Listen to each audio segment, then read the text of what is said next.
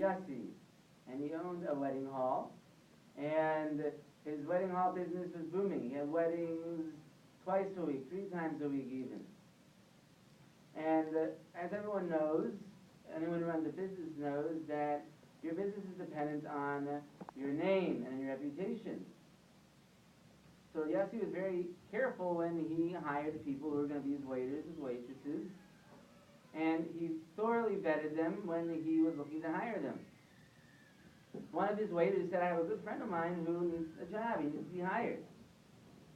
I would really like you to check him out and see how he is.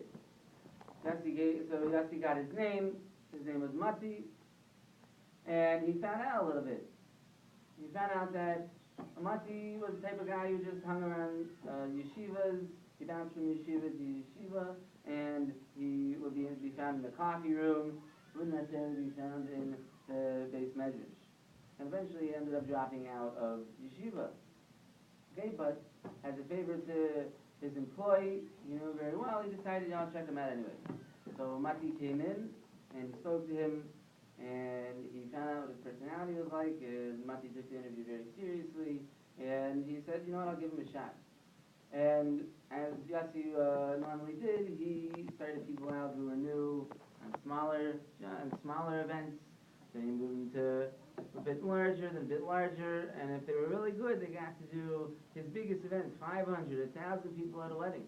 And Mati did such a great job, he worked so hard, he was courteous to the customers, he was courteous to people at the event, he served people quickly, he was efficient, that sometimes he even let him take the place of the head waiter when the head waiter was not there.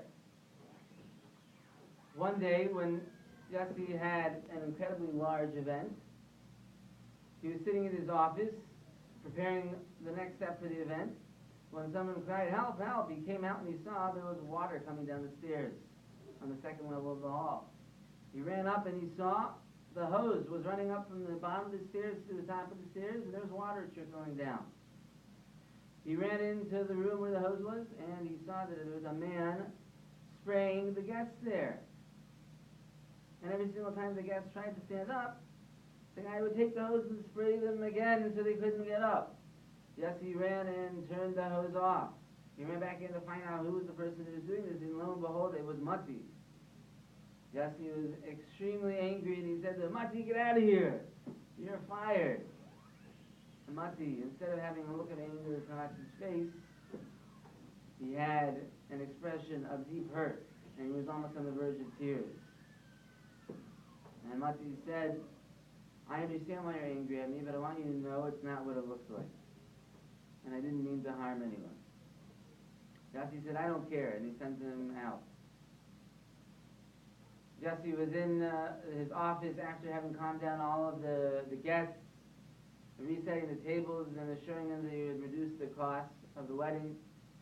When all the waiters came in and they said, you need to listen to Mati's side of the story. I'm sure he has a good reason. Up until now he's been working so hard and he's been one of your greatest employees. He said, if you don't listen to his story, we're all quitting. You won't have anyone to work at the next wedding.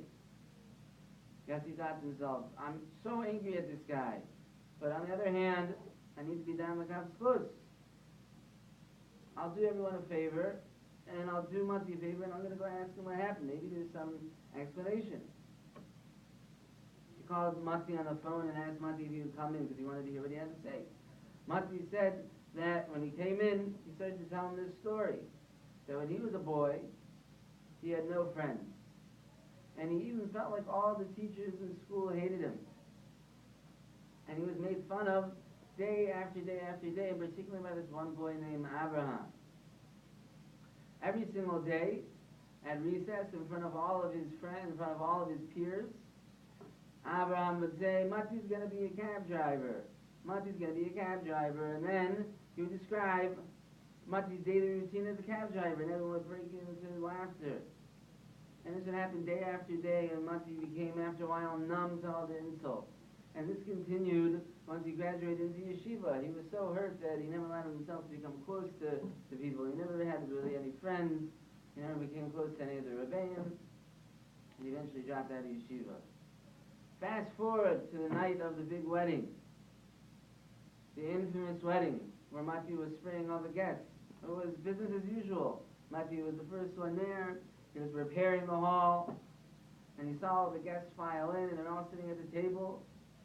And all of a sudden, he heard from the left side of the room, "Hey, Mati, is that you?" And it was someone that he knew from school. And then he heard from another one next to him. He's like, "Yeah, that's Mati. Hey, Mati, are you working here as a waiter?" Mati ran back to the back of the room to the kitchen. And he went to his friend Michael and said, "Do you mind switching tables with me?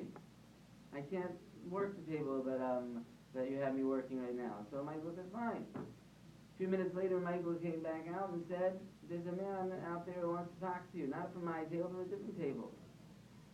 Once he started walking out, and he saw, lo and behold, that it was Abraham, the man who had tormented him, the boy who had tormented him from his childhood. And Monty thought maybe, he's changed. Maybe Abraham's changed. And Abraham started to say, "Mati, is that you? I haven't seen you in such a long time. I haven't seen you since elementary school. Look, you haven't become a cab driver. You're even worse. Now you're a waiter." And everyone around him started to laugh. When Mati completely lost control, he grabbed the hose and he started spraying everyone. Remember every single insult that he'd ever heard, every single thing that had happened to him. And he couldn't control himself until Yassi came to shut the hose off. So we take three things from this story. Number one, let's talk about from Mati's point of view. From Mati's point of view, we're responsible for our own actions. Everyone is responsible for their own actions, even if you've been hurt, even if you've been kicked. Hashem does not put challenges in front of us that we can't handle. We're responsible. And Mati should be held responsible for spraying them, and it was wrong. From Abraham's perspective, we don't sit there making fun of somebody. And our job in life is to perfect our midos, to try to become the good Jews that we're supposed to be. That's our job from the time we're small until the time we're big. And Abraham did not take this task onto himself. And in fact, he did the exact opposite. He's had all this time. He's 25 years old now, and he still hasn't worked on his midos. Okay? That's the second thing. The third thing is Yossi had two opportunities.